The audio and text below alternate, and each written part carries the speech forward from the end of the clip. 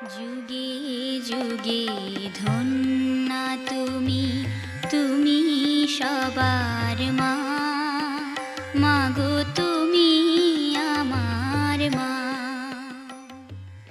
কর্ণফুলী নদীর দক্ষিণ তীর ঘেঁষে অবস্থিত পাহাড় বেষ্টিত সবুজ অরণ্যের মাঝে দিয়াং মরিয়ম আশ্রম।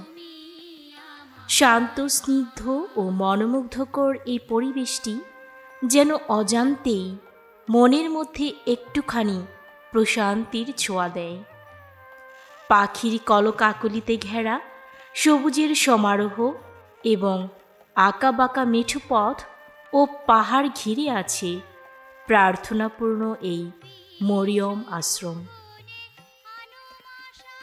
এই আশ্রম গড়ে ওঠার ইতিহাস থেকে জানা যায় যে আনুমানিক 1598 খ্রিস্টাব্দে জেজুইট সম্প্রদায়ের দুজন ধর্মযাজক খ্রিস্টবাণী প্রচারের জন্য দিয়াংয়ে আসেন এবং 1600 খ্রিস্টাব্দে 3200 বর্গফুটের একটি গির্জা নির্মাণ করেন।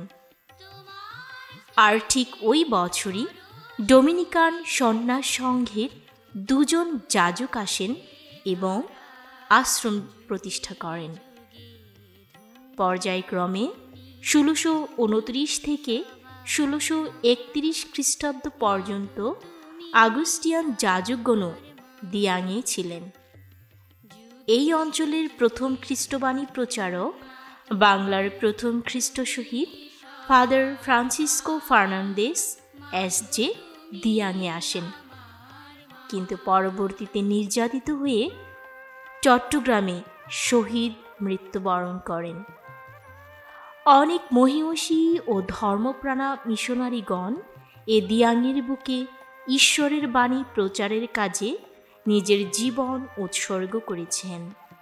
তাই এই সাধকদের ধ্যান সাধনা ও আত্মত্যাগের ফসল এই তীর্থভূমির ইতিহাস বিলুপ্ত হতে পারে না। কানাডিয়ান ব্রাদার ফ্লেভিয়ান লাপান্তে সিএসসি 1932 খ্রিস্টাব্দে ব্রিটিশ আমলে আলোকবর্তিকা হয়ে চট্টগ্রামে আগমন করেন। দ্বিতীয় মহাযুদ্ধ তখন চলছে। হাজার হাজার লোক গৃহহারা হয়ে মৃত্যুবরণ করেন। সেই সময়ে চট্টগ্রামের জেলে সম্প্রদায়ের বিশেষভাবে ক্ষতিগ্রস্ত হয়। জেলে সম্প্রদায়ের এসব নিরুপায় অনাথ ছেলে মেয়েদের জন্য স্থায়ীভাবে কিছু করা প্রয়োজন বলে মনে করেন ব্রাদার ফ্লেভিয়ান। তাই তিনি দিয়াং পাহাড় চলে আসেন প্রায় 200 অনাথ ছেলে মেয়ে নিয়ে। পরবর্তীতে 1946 খ্রিস্টাব্দে তিনি গড়ে তোলেন মরিয়ম আশ্রম। এখানে নিজ উদ্যোগে অনাথদের জন্য একটি ছাত্রাবাসও গড়ে তুলেছিলেন। একই সাথে 200 জন অনাথ শিশুদের খাওয়া দাওয়া, বাসস্থান এবং কারিগরি প্রশিক্ষণের ব্যবস্থাও তিনি করেছিলেন। 1968 খ্রিস্টাব্দে নারী স্বনির্ভরতার লক্ষ্যে তিনি একটি সেলাই সেন্টার ও হাতের কাজের ব্যবস্থা করেন, যাতে নারীরা আত্মনির্ভরশীল হতে পারে। এছাড়া গৃহ নির্মাণ প্রকল্প, স্বাস্থ্যসেবা কেন্দ্র, ছেলেদের ছাত্রাবাস, সমবায় প্রকল্প সহ আরও অনেক উন্নয়নমূলক কার্যক্রম হাতে নেন এবং বাস্তবে রূপদান করেন। 1971 খ্রিস্টাব্দে যুদ্ধ চলাকালীন সময়ে হাজার হাজার শরণার্থী মরিয়ম আশ্রমে আসেন একটুখানি আশ্রয়ের আশায়। তিনি তাদের সর্বপ্রকার সাহায্য সহযোগিতা দিয়ে মানব সেবার নিদর্শন স্থাপন করেছিলেন। কর্মক্লান্ত এ মানব সাধক একসময় উপলব্ধি করতে পেরেছিলেন যে বার্ধক্যের ছাপ তাকে ঘিরে ফেলেছে। তাই ক্ষীণ অবস্থা নিয়ে তিনি অবসর যাপনের সিদ্ধান্ত নেন।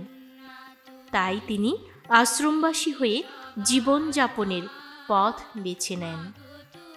এই উদ্দেশ্যকে সামনে রেখে একটি ধ্যানাশ্রম প্রতিষ্ঠা করেন ও আশ্রমবাসী হয়ে লুর্দ নগরের মা মারিয়ার দর্শন অনুকরণে একটি গ্রটো তৈরি করে মায়ের প্রতিকৃতি মূর্তি স্থাপন করেন।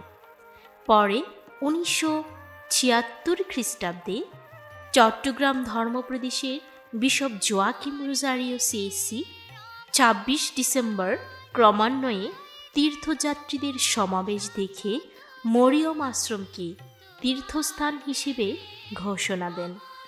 সেই থেকে প্রতি বছর সহস্রাধিক মারিয়ার ভক্তদের আগমনে বার্ষিক তীর্থোৎসব অনুষ্ঠিত হচ্ছে এবং ভক্তবৃন্দ মায়ের অনুগ্রহ আশীর্বাদ লাভে ধন্য হচ্ছেন। ধর্মশহীদদের কারণে চট্টগ্রাম সহ দিয়াঙের ভূমি বাংলাদেশ খ্রিস্টানদের জন্য প্রাচীনতম বসতি, খ্রিস্টবাণী প্রচারের প্রথম প্রবেশদ্বার। বাংলার মাটিতে প্রতিষ্ঠিত প্রথম আশ্রমটি দিয়াঙের প্রথম খ্রিস্ট ধর্মশহীদদের রক্তস্নাত পবিত্র স্থান, একটি পুণ্যভূমি, একটি মহান তীর্থভূমি। সময়ের বিবর্তনের ধারায় ব্রাদার ফ্লেভিয়ানের হাতে গড়া হয়তো অনেক কিছুই বিলুপ্তির পথে, তবে হারিয়ে যায়নি তার আদর্শে গড়া এই আশ্রম এবং তীর্থভূমি। দিয়াঙের পাহাড়ে মায়ের এই ছোট্ট গ্রট আজ হয়ে উঠেছে হাজারো মানুষের প্রার্থনা করার বিশাল তীর্থভূমি।